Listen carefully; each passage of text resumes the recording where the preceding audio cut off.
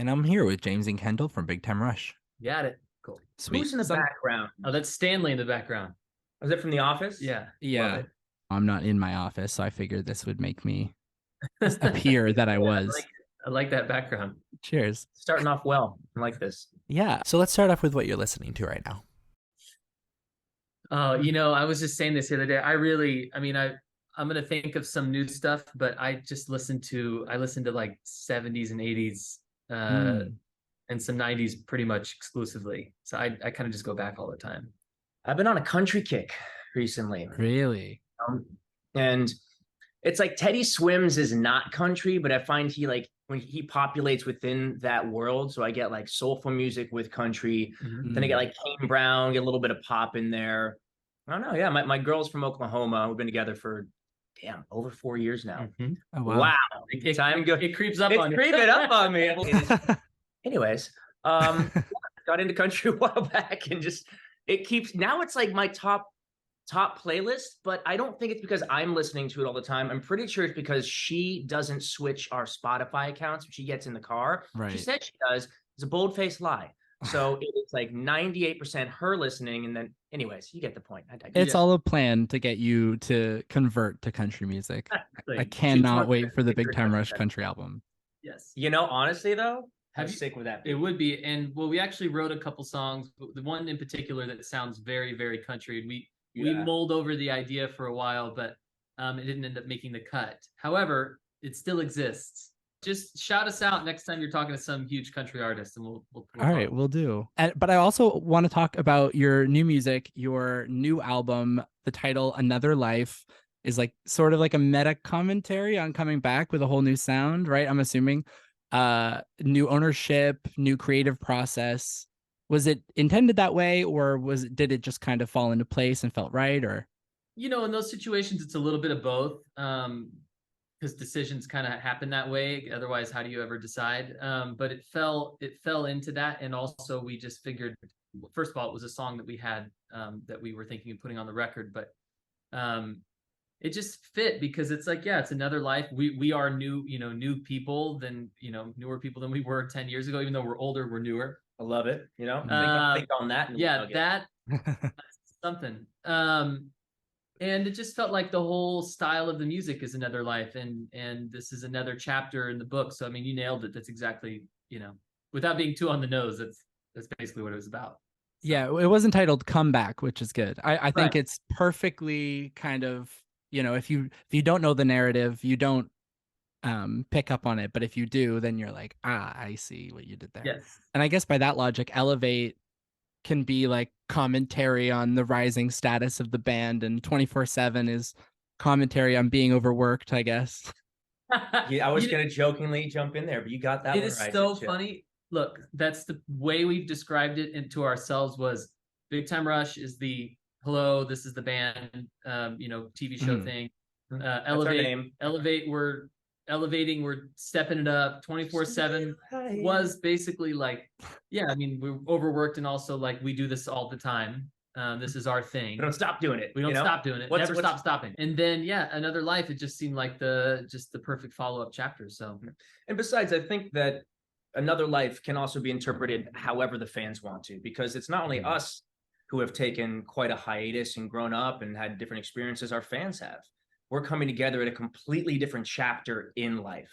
So the title wasn't just for us, it was also for fans. They're going to listen to this album and be like, man, listening back to the old stuff versus this stuff, it feels like another life, and hopefully they can reminisce on what they've gone through, and, let the meeting be individual to everybody. I love that. That was such a good way to put that. I thought so too. Yeah. Afterwards, I was a little proud of myself. Wow. I was like, that came out well. If I may add on to that, maybe also the fact that you guys were playing fictional versions of yourself throughout the past 3 albums, and now you're playing yourself, you're being yourself on this record. So it's kind of like they get to know 4 new band members almost. Well, I will say we've always been ourselves on the records, which to some fans, some of the younger fans also, might have been a little confusing because on the TV show we had the same first names. Yeah, except the first album was a little bit less that. Yeah, a little bit more. Yeah. I think that's gradually we've been able to inject our authenticity and ourselves over time. But yes, you're absolutely right. This album, there's no confusion. It's 100% just us as ourselves outside of character. Because we also had very little outside influence. I mean, we wrote every song in this album with just a few choice producers and a few additional writers. That's it. And that definitely shows. I feel like the consistency and the ability to get to this new sound has been transformative. But now that the music's in your control, coming later, and it has its own sound, like, how did you find the process of getting from A to B? And what were things that you tried out that maybe you were like, nope, this is definitely not it? Zoom writing sessions. It was actually more like A to Z, because we covered all the bases in between. We started off with Zoom writing sessions, which it's not a great way to get a band together. Horrendous, yeah. Better terrible. than nothing. Better than nothing. You can, like, some of these songs we ended up writing remotely, and that's amazing. In fact, we have the technology, but it's tough. It's not the same as being in the room. Yeah, you don't really. I will say, being able to mute though, like being able to like sing something and like not have to show anyone, and yeah, you can't do that in the room. It's nice, but the thing is, though, the thing that I found difficult is when you, like, let's say I mute, okay, and then I'm coming up with some melody, and then I unmute to be like, what do you guys think about this? Someone is also talking at the same time. Yeah, and nobody understands your process because they didn't know you were doing it. And that's where it gets to be like competitive in a way where it's like, if you're in the room and someone is going like, no, just, you kind of give them space, and like, oh, so then when they interject, it's not a surprise. I mean, I'm with Kendall. And the other thing is, we've all gotten very good at Zoom. So you're saying, what you're saying is Zoom techniques that were learned after a couple of years of Zooming. Right. You know what I'm saying? The mute did not compete. You know what I'm saying? People weren't using mute, and we didn't know what we were doing. So we started there. And then started off wearing pants. Learned quickly, didn't need to do that. Yeah. Yep. We actually got together. I think our first in-person thing was at James's house, where we came up. We just got together, had like a little mini writing camp at James's place. Oh, it was a place in Vegas, yeah. In Vegas, and we wrote "Call It Like I See It," in addition to a couple other ideas. But "Call It Like I See It" just felt like the first song to kind of come back at. And it's still one of my favorite songs. Yeah, it felt like a party because we were partying. Drink a lot of tequila. I'm not gonna lie to you. Makes sense. Tequila is my fucking favorite. Everybody's favorite. I live over here in the UK, so it's actually I drink a lot of gin, just because you can actually drink it here, whereas in the States it's not very good. But whenever I go back to the US, definitely tequila. Is Aviation Gin a quality gin? I would say yes. It's definitely worth your time. Okay. Yeah. If that makes sense. Caramana, a good tequila? For the price point, yeah, I feel like it's probably pretty good for the price point, right? Yeah. But I'm willing to spend a little bit more to have less of a hangover. I'm not saying it gives you one, but just it's like what, $35 a bottle. If The Rock can drink it, we can drink it. Yeah, well, that's essentially how he's turned it into a multi-billion-dollar business. He wants you to believe that. But wouldn't be surprised if you got a couple bottles of Casa Dragonis hanging out behind the camera. You know? Yeah. Well, and also I was gonna say it really depends on the tonic. I would say, like, if you're gonna drink gin, it depends on what you're mixing it with, because I think that's the real key that people end up missing, and the reason why I think it's better in the UK, because you guys still have a bunch of like London dry gin, but in the UK we just have better tonic. So Fever Tree is highly recommend. Yeah, that's a Whole Foods grab. Oh, right. Oh, that's yep. I know what you're talking about. Here, that's like a Tesco. Do you think that people drink more in the UK or in the States? Oh, they drink more, but they drink better here, I would say. Yeah, see, that's what I want to do. I want to drink better. Yeah, and more. Yeah. Going back to the music for a second, and going back to the songs that came out before the album, especially Not Giving You Up, I gotta say, stuck in my head every single time when I think of Big Time Rush, I think of that song, and then I can't unthink of that song for hours. It's an earworm for sure. I want to say, when it comes to finding your current sound, what would you say all the singles from your comeback before that didn't make the final track list, like, what do they represent? we're trying to do this thing. We have no idea what the fans' reaction is going to be like. We have no idea what the world's reaction is going to be like. So our only, prerequisite was let's have fun and make music that we enjoy. Mhm. And look, having 4 people in the band and 4 writers and voices already means you're going to have quite a bit of diversity when it comes to the sound. We all sing differently. We all listen to different music. So we kind of played with, let's go a little more this direction, a little more that direction, and kind of figured out what we all like collectively, which is often pretty different than what we like individually. So when we do find a song or a sound that everybody's like, yo, that's pretty cool, that's obviously the first barometer of, okay, this one might work. But yeah, I mean, look, that was an experimental process. We certainly, if those songs were, released closer to the album, maybe they would have been included, but they're already out there. So it wasn't like we didn't choose them for the album. They were singles, they were released, and we wanted to create a new batch.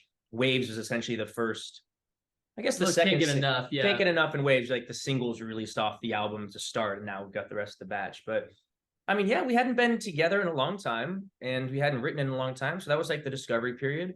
And it also set the precedence of like, okay, this is a direction. Because before you have an anchor song or two to get going from, you literally have no idea what to do when you go into the studio. You know what we're talking about.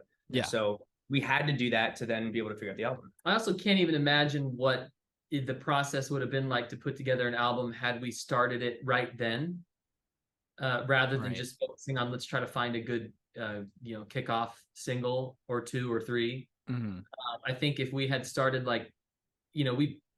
we decided to get the band back together and started acting on it late 2019, and then when we acting on it internally, and then when we were going to make plans to kind of push it out there, obviously COVID happened, and trying to put together a record, doing Zoom sessions and all that, kind of like an album rather than just looking for a couple songs to start with, would have been a nightmare. Yeah, that seems very daunting. This album came together. There's one song on the album that is actually from those Zoom sessions, and the rest of them all happened in the last 9 months or a year. Nice. With some very specific people that now we work with basically exclusively, just because they get the project. That's sort of the criteria of a producer, was we're not going to be working with anybody who's just trying to have a money grab, or doesn't believe in the project. If someone's like, yeah, I mean, here's not to name any names, but we got a couple songs that were like pitches from bigger producers, and it was fine, but they just were like, it seemed like they were sort of their B or C songs, and we weren't getting the A effort, Yeah.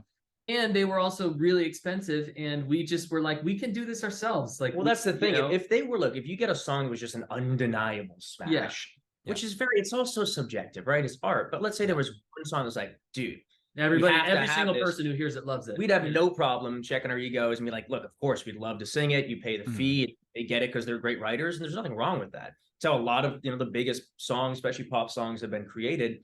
But we have been spending the last couple of years writing together, had so much material that was pretty darn good. When we would A and B, here's the new song, and here's one of the ones we just wrote, they were pretty close, and ours were often a little bit better, at least for us, because they were written for us. It's very different when you just write a song and then try and mold it to an artist. So it was pretty organic that our efforts and our songs and our producers and our writers and we did together just naturally became better songs for our project. For talking about the reformation, I want to talk really briefly about the beginning of the hiatus, I guess. Was that decided beforehand, and then you were like, oh, let's just get through this last tour, these last few episodes, this whatever? First of all, we were exhausted, so that's a fair. We hadn't had a break in years. That's a fair assessment. We had fun doing it. We're grateful, but we needed a break. We needed a break. Yeah. But let's say we didn't need a break, and we were still all good and whatever. The powers that be, Nick and Sony, I mean, essentially told us that they weren't going to do another season of the show. Well, it kind of ran its course. Yeah, they said we're done doing the show, and it wasn't like we're done doing the show. It's just like, hey, it was like one of those things like, could try and do a 5th season, but quite honestly, you guys are getting a little old to play 16. Right. They were very cool with us. It was one of those things where like, hey, do you guys want to do this? Like they pretty much put it out there like, we kind of feel like this is the natural conclusion of the show, at least. But do you want to do it? And I don't think any one of us raised our hand and said, yeah, 100%. It was more like, honestly, we kind of feel the same way. Like, let's do another tour and let's give it some time to breathe. I don't know what they Yeah. were expecting when we had this big sit down meeting. Typically, if we ended up having dinner at Quality Meats, it was either a good meeting or a bad meeting. That's where Sony likes to take, at least they like to take us in New Right. York. And when we knew we had this Quality Meats dinner meeting coming up, we knew that something was coming. And when they told us essentially like, yeah, I mean, we're good if you're good. We were like, well, we're Let's good. get another Yeah. bottle of wine then, because this Yeah. is on you. Yeah, you're paying. We We all ordered tomahawks and drank a bottle of wine ourselves. Oh yeah. The ironic part of that, my friend, is I'm sure it was all charged back. Yes, we ended up paying for that. Right. Yeah. Paying for the dinner. Classic. But hey, look at the silver lining of this, though. Mhm. Had we not taken that break, had they not let the brand essentially go dormant, we wouldn't be back now in this position of ownership with this project. Absolutely. Having creating, quite honestly, we believe better music, even better shows. Like our input is every step, every part of every way of creating this stuff. And so things happen for a reason. I think it was the right time to take a break. And then I think we nailed it, and got lucky, but found the right time to come back. And that's the kind of blessing in disguise, which we could have never predicted at that moment. Years later, we'd be here, but you got to trust in life a little bit sometimes. Yeah, it's nice that it all paid off really well. I think, I was in a band for 8 years, and there was a point in which I was like, all right, I got to take a break. And my instance was moving to England. So for you guys, I think having that, okay, well, the show doesn't exist anymore. I think that kind of makes it easier for you guys to all like have that natural moment to like reconsider and be like, do we want to like even be this group right now anymore? Right. And it's good that you all were kind of able to take that break and then come back and stay cool with each other.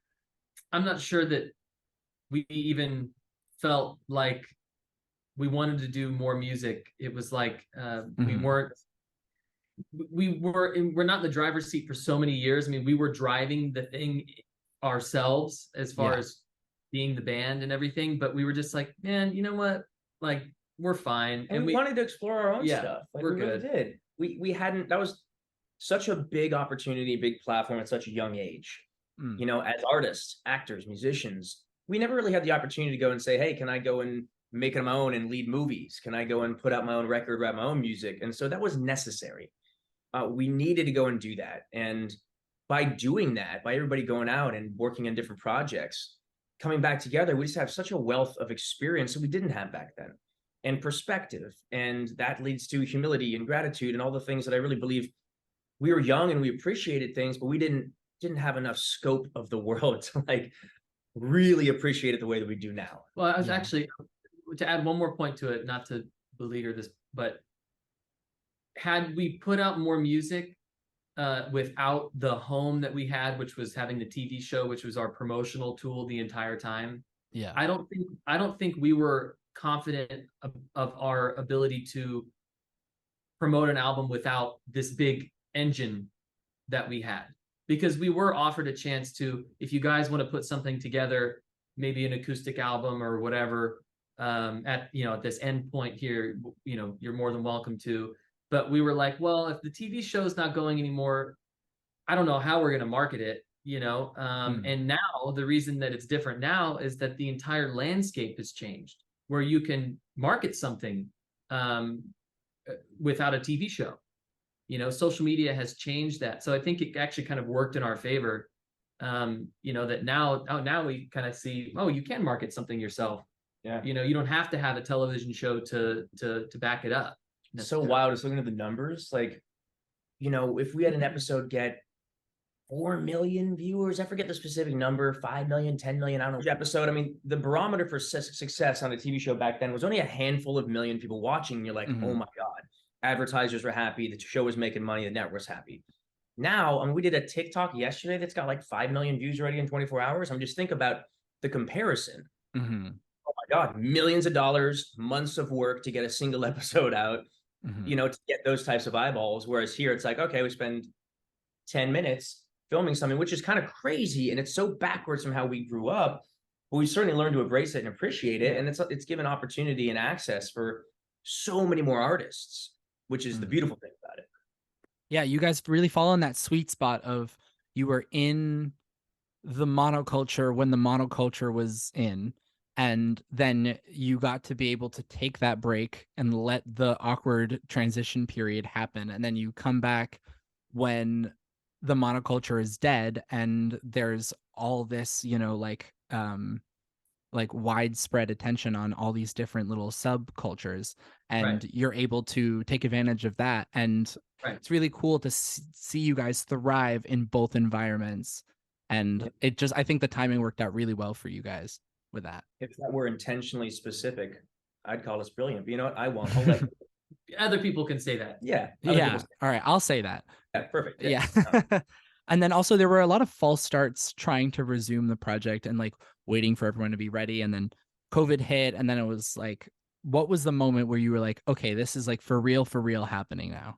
We got together with the team that finally made the most sense. I think that's really what it's like, hey, we've got these guys on our side. We all spoke. Everybody was at a, finally at a place in life where it's like, everybody's like, yeah, I think this could work. And I think we have the time.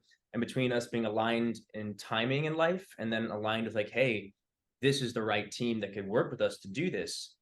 Those things lined up and it was like, oh yeah, we should really give this a shot now. I remember feeling like it was super, super real when we first posted that like comeback video. The worldwide thing?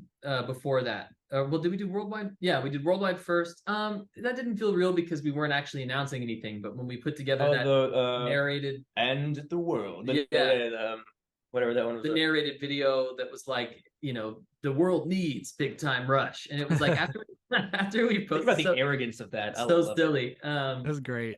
That voiceover artist also is Optimus Prime. Optimus Prime Transformer. I mean, oh, pretty no nice. shit. Yeah, we know people. It just was like we posted that. And I remember looking at it being like, oh my God, this is real. And now actually more than ever, it feels like that, knowing this album is coming out, because it's like, it's all been one big whirlwind since we got started. And really, like, I think all of us as artists, the intention playing shows is like, that's our thing, is live concerts. But putting out an album was something that we were desperate to do. And then it'll be, quiet, The one thing I'm looking forward to, and by that I mean sarcastically looking forward to, is, years of work. We're going to put out this body of work. It's going to come out tomorrow. And there's going to be some fans like, that was awesome. What's next? And you're like, well, I should listen to it a few times. Yeah, listen to it. Just give me a minute. Check it out. Just I don't know. Just sleep on it. A lot of music there. You just like take a week. It's especially because it's not like you released 8 singles and then just like 4 extra tracks to make the album. You're like, right. This is pretty much all new. I mean, yeah, it's basically, in the last 2 years, we will have put out like 16 songs. And the album is 8 new songs? Right. Well, and not to mention we did acoustic ones. Honestly, we've probably put out like 20 songs by the time the album comes out. So realistically, that's kind of why we didn't want to add those songs in, because it's like, well, we've already done that. We don't want to just make it a 16-track album just by throwing in these other ones we put out, Yeah, you made an album. Yeah, and I think that's unfortunately kind of becoming a forgotten art to some degree, because it's such a single-driven world. A lot of artists don't even bother doing albums, or if they do, it's just like scrape together random 10, 15 songs. Or like put together all the singles they put out with like 5 new songs. Yeah. Yeah, repackaging effort. So, we grew up in a world of albums. We were one of the last artists to sell physical albums, which is pretty cool to say. As you were pointing out earlier, like we kind of were the end of that old school era, but not too old to be a part of this era now. I feel very young. I feel very young too. I feel quite youthful. But to be honest, yes, the last time we put out an album, we sold CDs. Right. Yeah, so. That is wild. But we're going even more old school now because we're selling vinyls. Our vinyls, yeah. Oh, wait, I love that. I want a vinyl. Yeah, you guys got to get them. In fact, I actually just bought, I bought 4 of them. Did you buy me one? I bought 4. So buy me one? Did you buy him one? Like the Daft Punk. I did not buy you one. I'm sorry. Super rude. Shit, got 3 extra. You could give you one, but on the airplane yesterday, I saw Daft Punk's 10th anniversary vinyl. Yeah. It was like a 3 vinyl thing for random access memories. And I was like, okay, sign me up. Sick. Yeah. What do they charge? Like $49. Really? Yeah. For 3 vinyls? Spotify special thing. All right. That's exciting. Big Time Rush on a vinyl. I feel like it has a good kind of vinyl-y sound to it too. Like, did you guys look at other boy bands? There's 1 or 2 songs specifically. And we didn't look at anything current. Nothing yes. current. We certainly we tried to write, and I think we actually kind of pulled it off.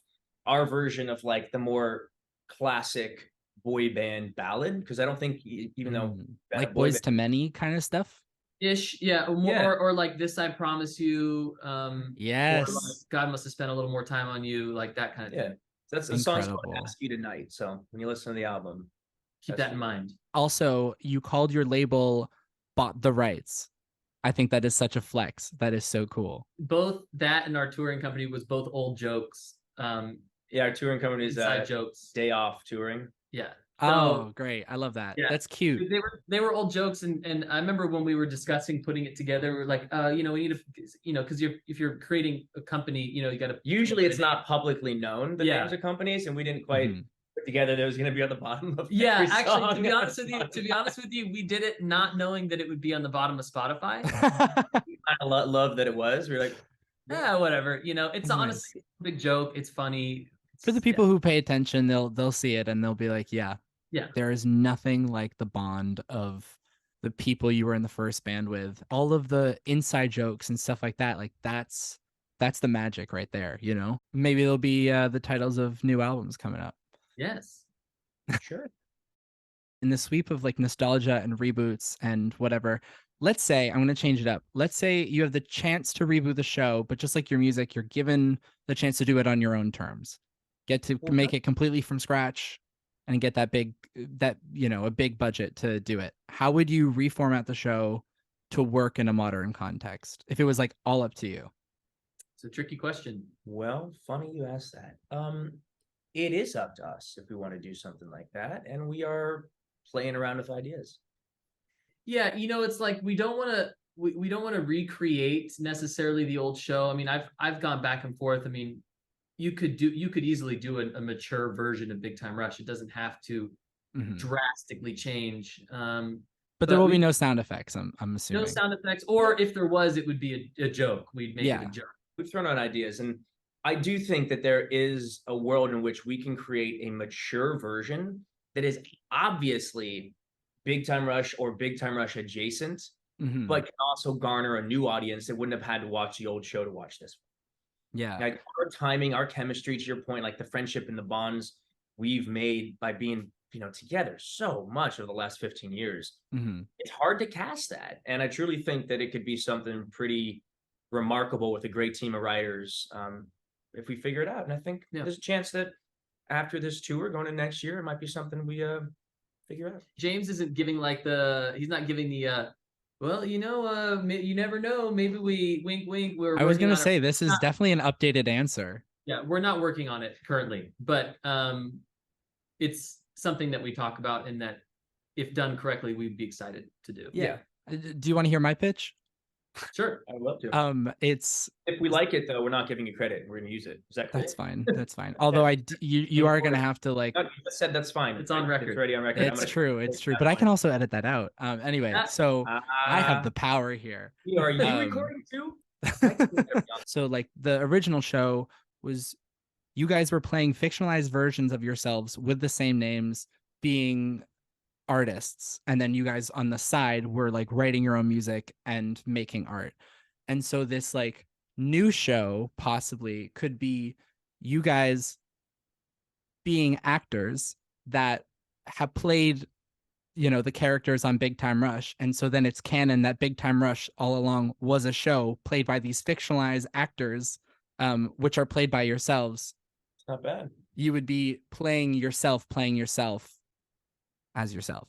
Listen, if we make a show and it ends up being that, I don't want you to think that we stole your idea. This is something that we've talked about. That's totally fine. Just I'll take a little vinyl or something. I don't know. Yeah. No, look, we've explored a lot of different options. Again, casual wine. Yeah, I mean, you sit there at dinner and you go, what if it was like this or what? But it's so putting that together is such. I mean, you think putting an album together is tough. Putting together a television show is a monumental task. I totally understand the hesitation in the response. I just want to let you know that I'm not expecting a TV show anytime soon, but I just thought it would be interesting to know what you're, But if it happened, we'd be like, hey, we're in, man. That's that's our jam. Before we move on, James, My sister was demanding that I ask you about Big Brother. Yeah, that was a weird experience, but one of those things where when I was asked to do it, the company in which I was gonna be around was pretty cool. And then I thought about, like, how many people get the opportunity to do something like this in life? Mm. Very few. And for me to turn it down for whatever reason, I was like, you know what? I have the time to do this. I get to not be on my phone for a month, which honestly was the best part about it. Not Yeah. having my computer or phone or social media, like, was the best part Nothing. about it. Nothing at all. No, you have Nothing. no. Your team can do whatever they want outside with clips and stuff. But I don't regret it for a second, even though I wouldn't necessarily do it again. Yeah. Cool to say that I did something like that. You know, what a strange and cool experience to be a part of. Now, honestly, I think it would have been a lot more fun for me if I were to do a regular Big Brother.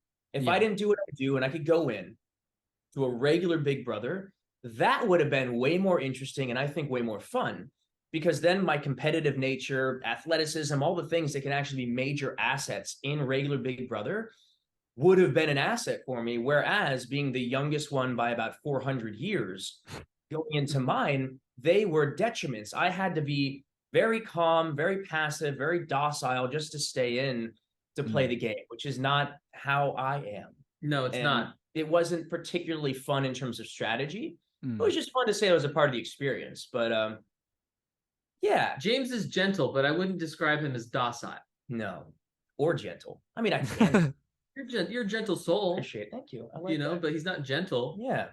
Like, look, if it wasn't the celebrity geriatric version, it would have been more fun, but it was cool. Right. Yeah. I could see you guys doing something like The Circle together. I think it'd be fun to do something with the band. Yeah. I don't know what it would be, but it'd be interesting. Have you guys acted all together since the show at all? Like, has there been a project you guys have all done? You did a cameo. I asked Kendall to do a cameo in a movie I did called We Need to Talk, but it was Kendall being like Kendall talking to my character. But I thought that was kind of fun. It was a little Meta Easter egg, yeah. a little Easter egg in there. Cute. Truthfully, I've been presented a couple of projects, a couple of movies that were horror films with the four of us playing a band in a horror film, which on the surface sounds fun. Mm-hmm. I'm not but against. Also terrible. The thing is, I just think there's a lot of trash horror out there. Yeah. Not to be negative, it's tough to make a horror film extremely good. I mean, there's exceptions. Cabin in the Woods was brilliant. Like, there's great ones, but until 28 Days Later. Yeah, but until there's a script like that would make sense, wouldn't want to do it. But I love the idea of us doing something else together. In fact, that could be a route we take even before a TV show, is to maybe come up with a film, because that's a lot easier to execute in many ways. Then you can all be like acting together, but just have it be completely separate from the band, and then it's not even. We're gonna make this thing as meta as possible. It's going to be Inception on so many levels. Actors playing a fictional band on a television show about a fictional band in but real life. It's actually just a movie. But it's actually just a movie in a band that is really a band that came from a fictional television show. But one of the characters is acting all along. Yeah. The CIA operative. Yeah. And then every 30 minutes it goes out and you realize the whole thing has been a TV show, and then a new set of characters have to play those people. See, what we're doing is we're secretly influencing society with our mind control techniques. Mm-hmm. Yeah. And we are, the band is basically in control of the whole planet. So we've got an album called Another Life coming out in 7 hours. Yeah. That's so exciting. Are you planning anything for tomorrow specifically to celebrate, or are you just gonna like sit there and be like, oh my god, it's out? What's our call time for the Today Show? Well, we're getting up bright and early at oh gosh, one of those. Which actually isn't that bad compared to some call times for morning shows. Yeah, for a morning show. So we're celebrating on the Today Show, doing a little performance. Got some other stuff after. We just got a big press day in New York, and then we got to be on a flight to LA at night. Mm-hmm. So, and then we go into rehearsals. I mean, look, doing this is a celebration in and of itself, not to be cheesy, but the fact that we get to be here doing this.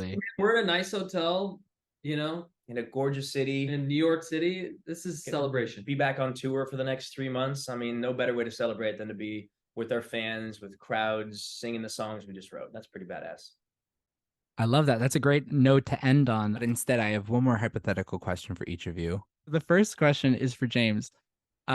So you get to cast someone as your love interest in a music video, and you have to choose between 3 of your former Nickelodeon co-stars. Is it A, Liz Gillies, B, Victoria Justice, or C, Miranda Cosgrove?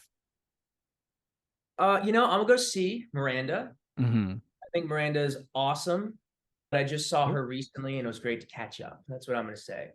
Let's just say he did call, or she called. Huh? Oh shit. Okay. Her team called. Her team called. Yes. My team. Right. I'll have your people call my people. Yeah. Yeah, she actually has James's number blocked. So she had to reach. She wouldn't even say hi to me. No, she had to reach out via It her was an team. arranged. None of that's true. She's great. She's an awesome. She's such a normal, humble person. It was nice. Yeah, she seems so normal in like the best way possible. Yeah, like just good at her job, good at being a person. She's good at being a human. She's a good human. Yeah. Nice. So Kendall, your question is, let's say for some reason you get 3 messages from some old friends of yours that want to get back into the boy band scene by joining as the 5th member of Big Time Rush. A, Niall Horan, B, Liam Payne, or C, Louis Tomlinson? I'd say Niall. Niall? Yeah, I haven't seen him in a long time, but when they were opening for us back in the day, which is something that still sounds crazy to say, we became close at that time. I haven't seen him in like, I don't know, 5 years. So you're right, old friend, 10 years maybe. That long. It's been a long time. Yeah. Maybe 2015 or something like that. Anyway, he's a great guy. They're all great guys. But Niall, Niall was actually a fan of the band before. Oh, I think shit. that's why he like made an effort to spend more time with us, so we got to hang out with him more. Yeah. I like your answer. I support that. Yeah, no, Niall's cool. I'm gonna tell him. I'm gonna be like, "Yo, you're joining Big Time Rush. That's what's happening." The last time we had like an exchange through an interview, it was in Australia, and someone asked me about when we were doing Slime Fest or whatever, and they said, "Oh, have you talked to whatever?" And I said, "He's in Australia right now," and I told him, "Let's get together, for golf," or I scheduling a golf game, and he never called, and then he did an interview on the same thing like a week later, and they told him that, and he goes, "That dude never called me." He's like, "Oh shit."